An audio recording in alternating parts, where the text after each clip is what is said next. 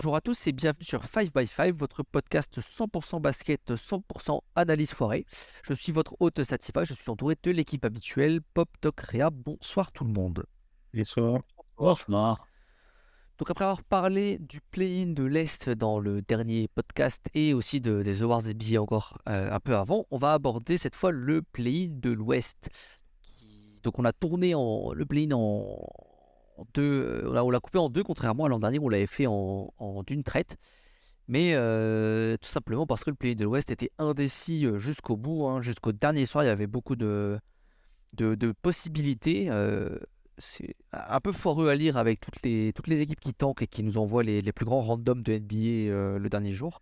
Je sais pas si vous avez vu, hein, mais Coucou Dallas. non mais on a vu des performances de dernier jour, des mecs à 40 points, des triples doubles de Peyton Pritchard, des Théo Pinson, genre c'est et- Enfin, et Théo Pinson, il mettait pas un panier. non là. mais non mais tu sais, tu sors une image statline des mecs qui ont performé le dernier jour et tu montres ça à n'importe quel moment de l'année et tu dis non mais c'est une blague, c'est un photomontage quoi. Ouais, t'as même eu un record battu à Memphis. Hein. Ouais, non mais c'est très particulier, hein, le dernier jour de NBA, hein. Putain, c'est la roue libre. Mais du coup, dans tout ça, on a bien eu nos franchises lock et nos confrontations avec les Lakers qui joueront les Wolves en premier. Et ensuite, de l'autre côté, il y a les Pels et le Thunder qui se affronteront pour ensuite affronter le perdant de Lakers Timberwolves. Je vous propose de parler un petit peu justement de ce Lakers Timberwolves en premier, puisque les Wolves ont connu quelques petits soucis de locker room, on va dire, le dernier jour. Je pense que ça n'a échappé à personne que Rudy Gobert et Kyle Anderson se sont un peu échauffés mentalement et physiquement sur le banc de Minnesota dimanche. Il va falloir qu'il apprenne enfin à mettre des patates, Rudy, quand même. Un peu. Ah ouais. C'est rien, ce qu'il a vu. Oui, peut-être qu'il n'a pas voulu mettre une vraie patate en même temps. Oui, non, Ça c'est bon. aussi. Et du coup, Gobert qui sera suspendu par l'équipe pour ce match. Ce qui fait que si Minnesota perd, on le retrouvera potentiellement pour le deuxième match. Côté Cal Anderson, ça joue, hein. C'est juste une suspension, un petit amende de salaire, je crois. Mais voilà, hein, Et McDaniels qui sera absent, donc évidemment, quand tu te pètes la main, c'est voilà, bon. McDaniels Au basket. qui se fracasse la main tel LeBron après un Game 1 de Finals dans le mur.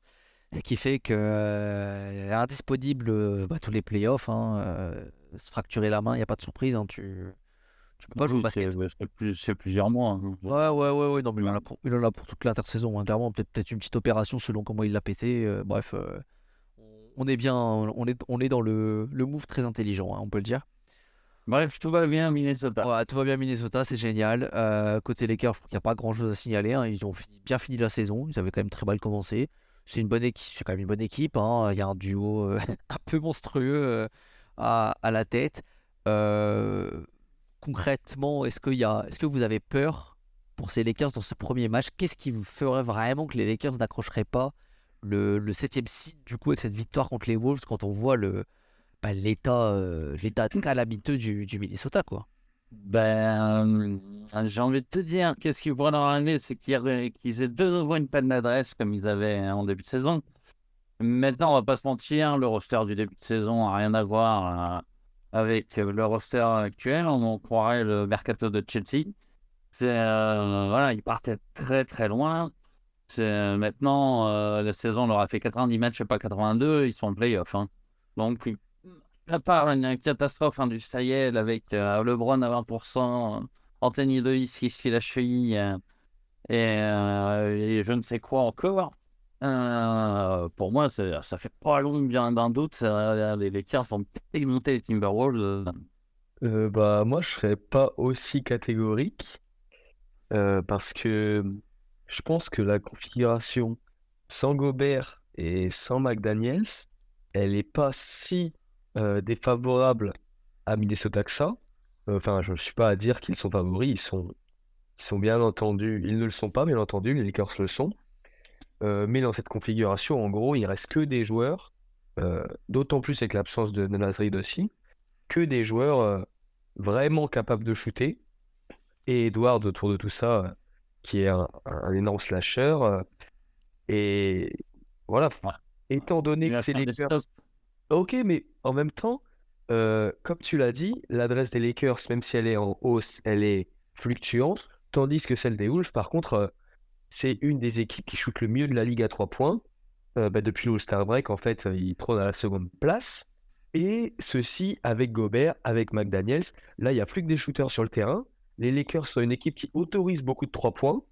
Donc, même si c'est un scénario un peu catastrophe pour Los Angeles, c'est pas non plus chose impossible que de voir les Wolves finir avec 17 3 points marqués, les Lakers 9. Et là, ça serait vraiment, vraiment compliqué dans ce cas de figure-là pour Los Angeles de repartir avec la victoire. Maintenant, c'est vraiment pour répondre à la question, qu'est-ce qui pourrait les empêcher de passer? C'est pas mon pronostic. Mais ça, pour moi, c'est ce qui pourrait les empêcher de passer. Ouais, finalement, t'en reviens à ce que je disais, il faut qu'il y ait une panne d'adresse côté Lakers. À la régulière, dans l'état où sont les Wolves, c'est quasi impossible. Après, Il faut que ça déconne en face.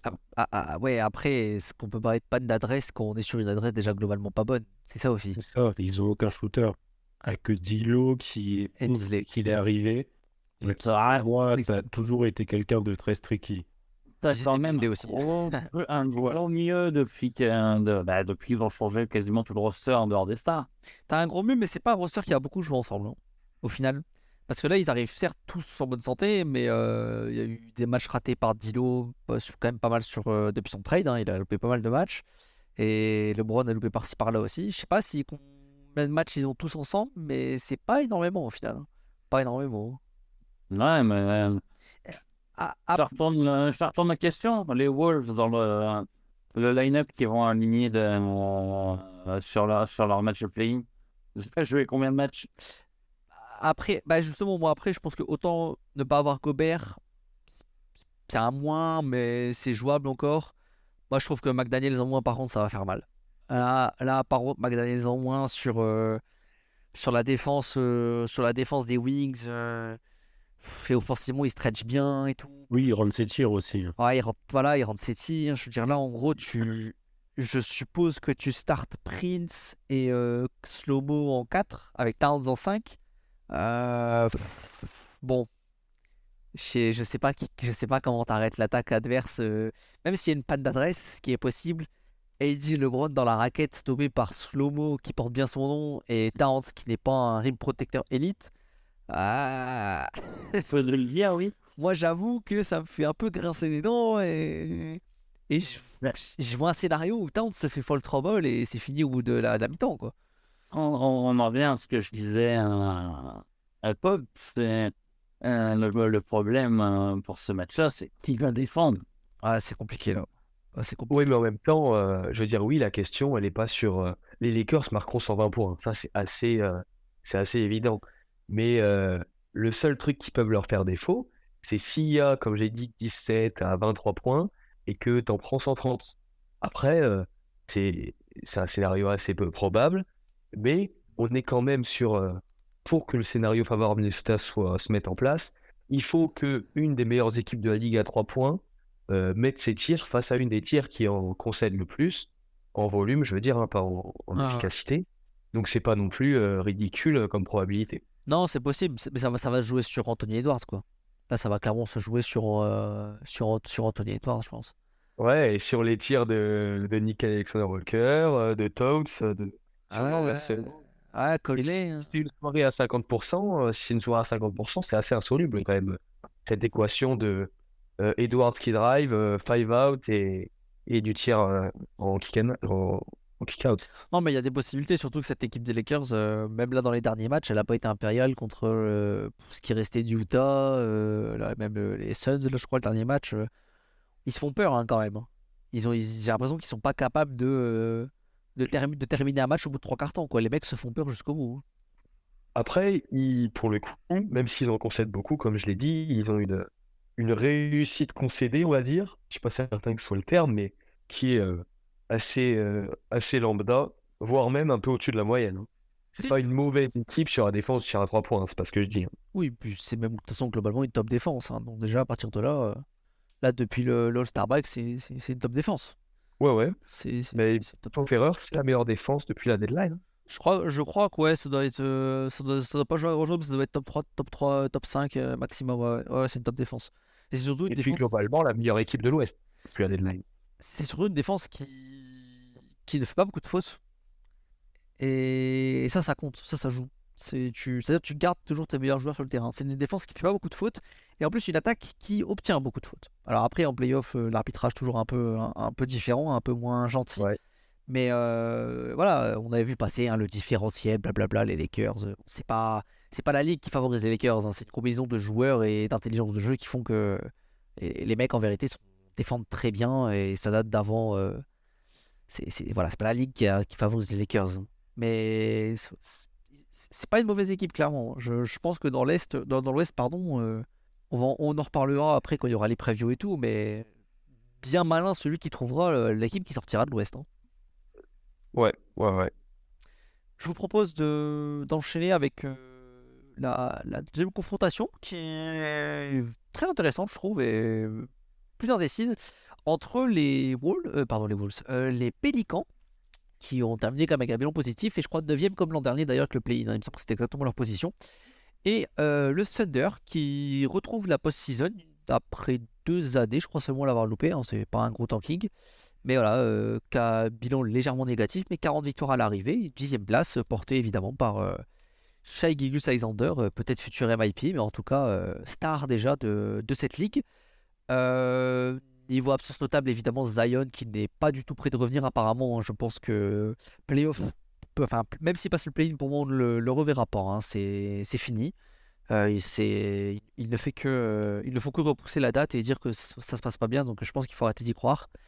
Mais sinon, à moins que je me trompe, j'ai pas d'autres blessures en tête, donc moi je vois un match-up assez équilibré et un peu le genre de rencontre un peu coin flip où c'est sur un match et en gros tu sais pas trop qui va gagner, quoi. Sur un match, je me méfie quand même. Enfin, je crois pas trop au KC parce que concrètement, c'est leur tactique tous les soirs, c'est Shai met les points et puis le reste défend autour et ramasse les miettes. Et sur une config comme ça, faut vraiment, faudrait. En gros, il passe si Shai te fait un 40-50. Bah, c'est Pas sûr. mais c'est ce qu'il y a Ouais, plus, c'est ce qu'il y a plus de chances de passer en un match que sur c'est 5 ou sûr. même 7, quoi. Mais je vois pas, en fait, les Pels laisser ça arriver. C'est un gars comme CJ McCollum, quand même, qui commence à avoir de la bouteille, qui, à mon sens, c'est pour un petit peu, on va dire, casser le rythme, des choses comme ça.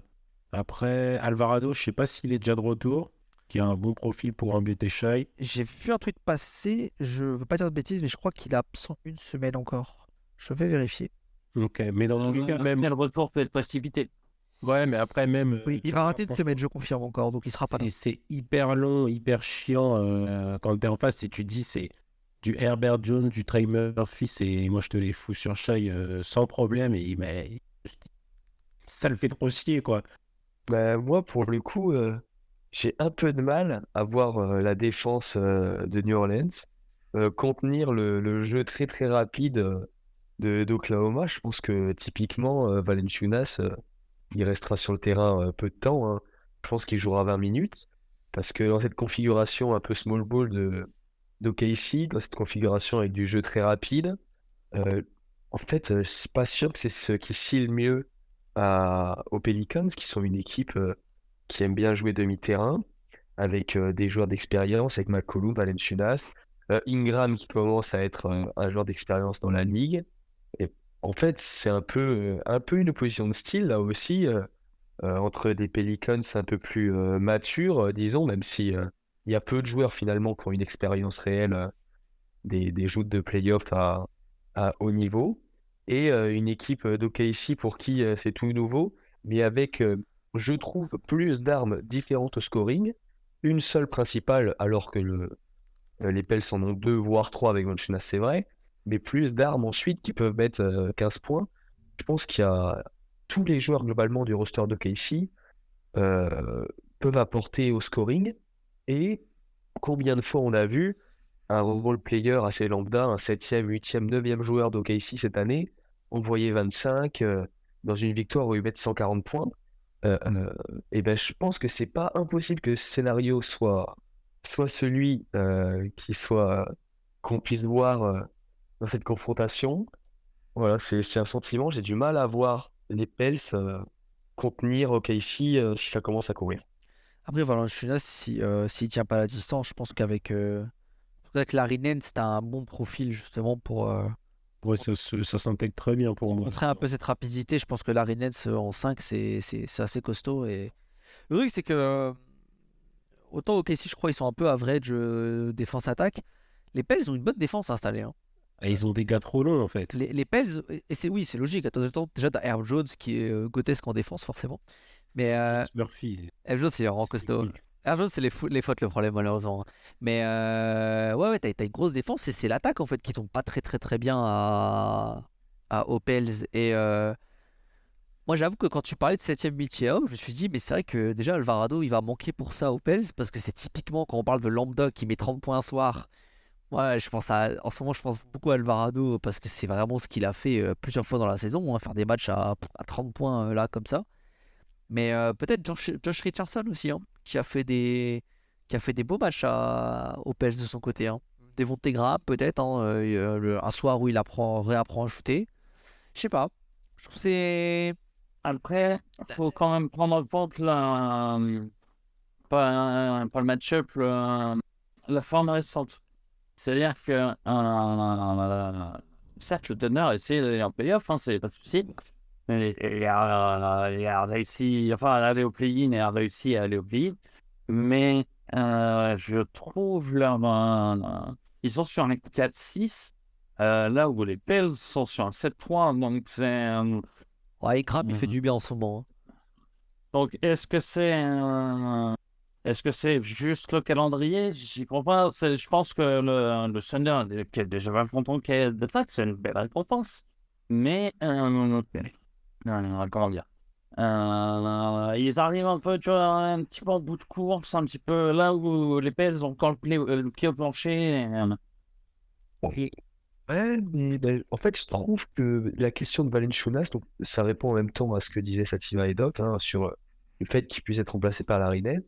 Je trouve que justement, la question de Valanciunas, c'était quand même un énorme point fort pour ces Pels, qui sont enfin, globalement, la domination des Pels, elle vient de leur qualité défensive et aussi, surtout, de leur qualité au rebond, je trouve.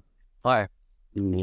Et dans ce domaine, si le Thunder arrive à combler le retard qu'ils ont, parce que le Thunder est en plus une équipe assez faible au rebond, logiquement, hein, s'ils arrivent à effacer, disons, ce désavantage qui n'est pas dû qu'à Valanciunas, mais qui lui est quand même en grande partie dû, ben, ça peut aussi être un gros facteur en faveur d'OKC, qui est une équipe qui, en dehors de ses rebonds, en général, shoot plus que ses adversaires. Rien que du fait qu'ils perdent peu de ballons. Et donc, si globalement, tu es average au rebond vis-à-vis de ton vis-à-vis, c'est un peu redondant, et que tu perds moins de ballons, ben, ça fait des munitions en plus, avec un jeu de transition hyper efficace. Donc, je- enfin, j'ai du mal à voir le Thunder ne pas mettre 130 points, en fait. Ouais, je trouve que tu attribues un rôle un peu trop grand à Valanciunas qui a tant joué que ça cette saison. Celle-là, je suis en train de regarder son game log. Il n'a pas beaucoup dépassé les 30 minutes. Et puis sinon, là, C'est vraiment des match-up, hein. Ouais, non, c'est bien sûr, c'est quand Valanciunas fait un gros match, t'as aucune raison de l'enlever. Non, mais il joue beaucoup moins. Voilà.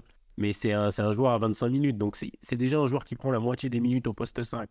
Oui, Il non, a je une disais production énorme offensivement, qui gobe des rebonds, qui protège pas l'arceau. Mais à la rigueur, s'il passe à 20 minutes au lieu de 25 minutes, ça change pas grand-chose pour moi. je disais plus ça en le sens où globalement il n'a pas beaucoup joué, mais bah, tu as des pics par moment sur la saison parce que c'est des adversaires qui lui convenaient. C'est ça que je cherche à dire. En fait, j'allais dans ton sens. Ah ouais, parce que là, je suis en train de voir Milwaukee, donc oui, forcément. Cleveland, après, c'est des tankers. Globalement. Moi, ce qui me fait peur avec les Pels, c'est que globalement, en attaque surtout, si tu arrives à bloquer CJ McCollum, ce qui est pas impossible quand on voit Jalen Williams et Shea dans sa tronche, hein, ce qui sont quand même deux très bons défenseurs, ben, en fait, c'est comme les Lakers, hein, ton adresse derrière, elle est morte, hein. Franchement, ton adresse, elle est morte. Il te reste Trey Murphy qui est très bon, mais à part ça, tu n'as plus de shooter dans ton équipe. Tu lockdown CJ, tu n'as plus de shooter dans cette équipe. C'est comment Ingram?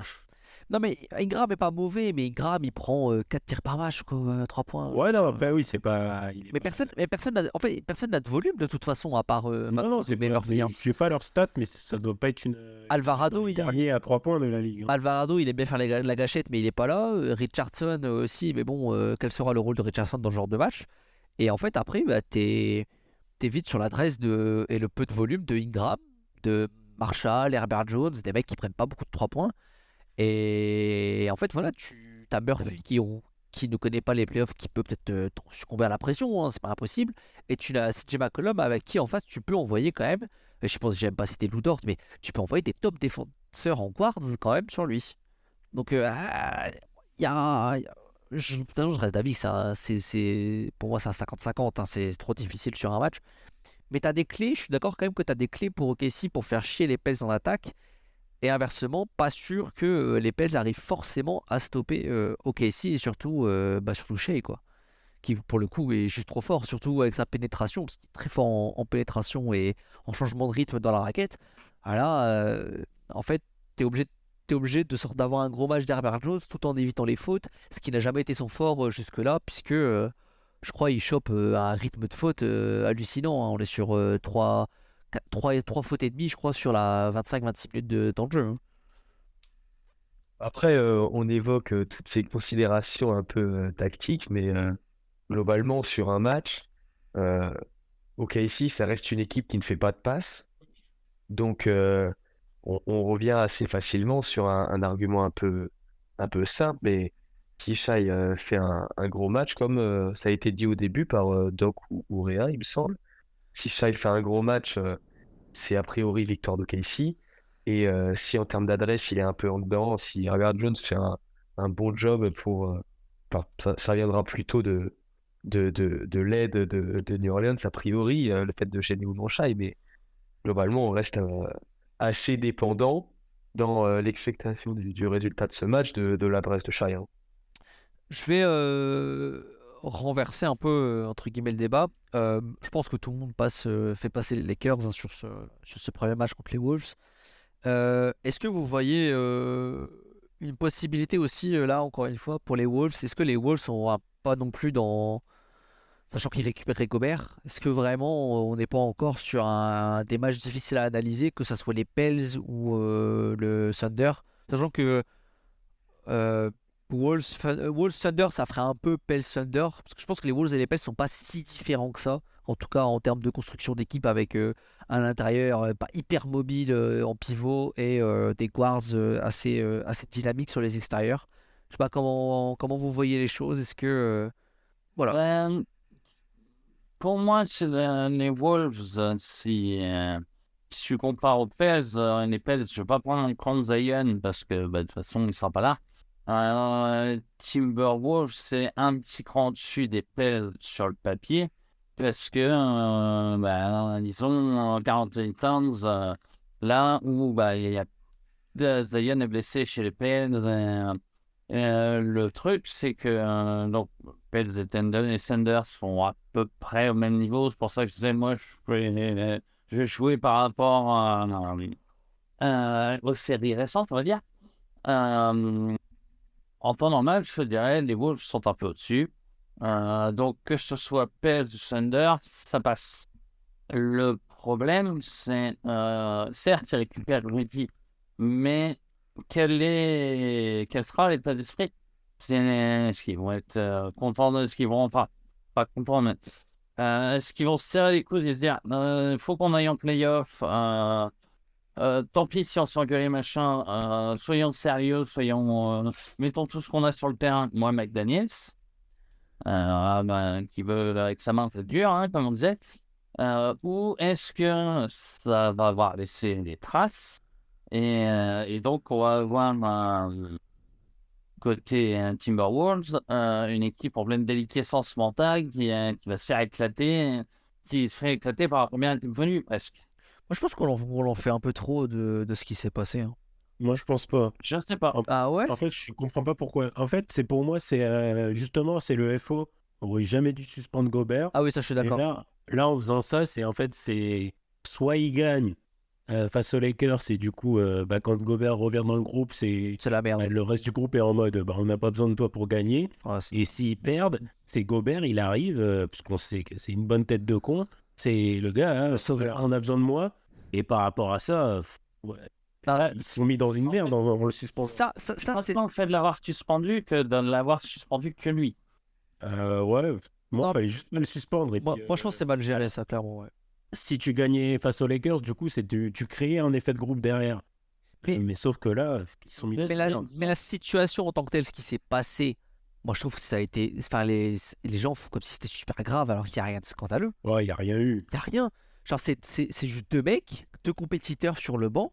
C'est des compétiteurs, hein, qui ne sont pas d'accord sur ce qui s'est passé. Parce que, je sais pas si vous avez vu, mais moi, enfin, il y a les 2-3 possessions un peu juste avant de ce qui s'est passé qui ont été postées, oui, évidemment. il s'engueule parce que Rudy fait pas bien sa rota. Pareil, c'est un peu sur la rota. Vas-y, fais des blocs, tu m'emmerdes, t'es qu'une pute. Ça, c'est autre, C'est ça. ça, c'est autre chose encore. Parce que moi, mettre des mots alors qu'on voit pas distinctement ce qui est dit, je mets entre guillemets, mais juste les actions défensives juste avant. Oui, T'entends. moi je dis ça par rapport à ce que j'ai lu aussi là-dessus. Oui, mais où, mais ça, le truc des rebonds, des blocs, ça me paraît bizarre. C'est parce que le problème, c'est surtout que juste avant le time-out, il y a Karl Anthony Towns qui doit faire une remise en jeu parce qu'il vient de prendre un panier où Rudy n'a pas su bien help, en tout cas, Kat qui s'est fait driver. Et sur la remise en jeu, Conley est marqué de très près. Donc Towns se dit putain, Rudy vient. Et en fait, quand il lui fait la passe, le ballon se fait directement intercepter et il y a panier. Et c'est pour ça. Et c'est pour ça aussi, je pense que qu'il y a eu un peu cette embrouille. Mais je veux dire, Ça monte. mais c'est l'embrouille de compétiteur. En fait, tu joues ta saison là sur ces derniers matchs. Il lui a pas mis un pain, hein, et il a juste mis un coup poitrine, genre vas-y, casse-toi, tu te saoules, quoi, c'est tout, parle-moi mieux. Enfin, moi, ce que j'aime, moi, ce que j'aime pas à la limite, c'est Prince, comment Prince réagit, mais sinon, c'est des compétiteurs, quoi. Non, mais en soi, ça oui, de toute façon, c'est une chiquette qu'il lui a mis, c'est bon, on va pas épiloguer là-dessus. Je suis d'accord. Moi, ce qui me pose problème, c'est la réaction des coéquipiers autour. Ah, mais moi, Mm. Prince, moi, j'aime pas ce qu'il fait, hein, par contre. Et oui, non, Il prend parti. pourtant, j'ai bien entendu que tu disais que ce que Prince faisait te plaisait pas, mais globalement, et c'est pour ça que je te dis, j'ai peur que ça ait cassé un truc mentalement encore plus que sur ce match-là, même si derrière, ils sont mis en mode union sacrée, et puis Oui, ils sont sérieusement dans le match, etc. T'as l'impression que c'est les Wolves qui sont tous du côté de Anderson et Rudy qui est mis à l'écart. Voilà. Ouais, moi, c'est ce que ça m'a, Alors, c'est l'impression que ça m'a donné aussi. si ça s'avère, ça va poser des problèmes à l'intersaison et sur les saisons à venir. Mais je pense aussi, et un peu par rapport à ce que tu disais tout à l'heure, que justement, le fait que ce soit suspendu va foutre la merde parce que clairement, là, quelque part, les joueurs lui ont fait comprendre oui, casse-toi, tu pues, t'es pas un vrai Wolves. Nous, on défend Kyle Anderson parce que voilà. Voilà, pour moi, ça va fracturer le truc et que ça va forcément se voir sur le terrain. Je sais pas. Et je fais partie, peut-être à tort, des gens qui considèrent que le mental est super important, et surtout sur un échec. Et ça va laisser des traces. Ça va laisser moins de traces si les deux étaient suspendus ou si aucun des deux était suspendu. Parce que, finalement, comme tu disais, se mettre pas vraiment une patate, c'est plus un coup de colère. Comme si on faisait un match ensemble, ouais, vas-y, tu me saoules. Ouais, ta non, gueule. c'est une réaction à chaud, c'est tout. Il n'y a pas de. Il y a pas de. Voilà. Suspendre un match. Qui n'a pas dit des conneries quand il est à chaud, quoi. Suspendre un match quand tu sais que t'en joues minimum 2, c'est vraiment très con. Oui, C'est vraiment oui, très oui. Si à la limite t'étais 9-10 et que potentiellement c'est un match et t'es éliminé, encore. Mais là vraiment tu sais que t'en joues 2, c'est vrai que c'est vraiment très con. C'est vraiment très con. Mais du coup, petit prono, chacun votre seed 7, c'est-à-dire les Lakers, et votre seed 8. Doc, en premier, qui passe à l'ouest? Moi, Lakers Spells, Lakers Spells, Pop. les meilleures défenses. Moi, j'ai Lakers et Thunder. Lakers c'est Thunder, ok, Réa. Lakers, Lakers Pels et bah, pareil pour moi. Lakers Pels. En tout cas, on sent bien que les Wolves sont déjà éliminés. Personne n'y croit. Est-ce que vous avez quelque chose à rajouter pour conclure sur une des 4 équipes peut-être? Non, c'est bon pour moi. Ok, et ben j'espère que cette preview du play-in de l'Ouest vous aura plu. Forcément, on a tourné un peu tard, donc le temps que vous la voyez, il y a quand même de fortes chances que le match entre les Lakers et les Wolves soit déjà terminé. Mais c'est pas le plus important, je pense, dans tout ça. Et on se retrouve du coup assez rapidement pour cette fois les previews des autres séries avec celles qui sont déjà connues et celles qui seront bientôt connues. Bonne soirée tout le monde et au revoir. Salut. Salut.